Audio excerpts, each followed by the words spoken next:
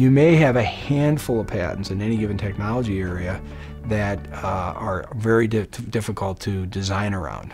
And that handful could be anywhere from, a few to, maybe even 20 or 30 or 40. But typically you're never going to see, given, any given technology area, more than about 20 to 30 patents that you really have to wrangle with, okay, in order to avoid those patents to make a product in that area. So why is this? Why does it always come down to 20 or 30 patents at most in any given technology area?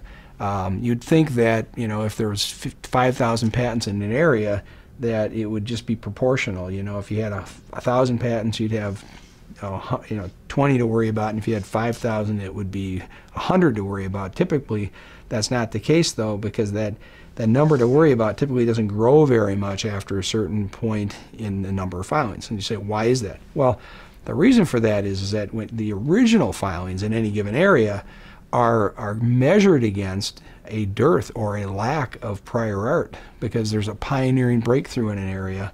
And when you have that pioneering breakthrough, you're typically inventing something very novel. There's very little prior art, so it's easy to get a patent, a broad patent on that invention. But what happens very quickly is that as soon as that technology gets into the public domain and other people start working on it, other people start filing patents. And as they file more patents, it gets increasingly difficult to get another broad patent, because you're now measuring your patent, your invention, your contribution against a body of work that gets bigger and bigger and bigger with each year. So you typically have a certain number of patents that are filed early in the development cycle, the technology cycle, that are broad and are very important patents.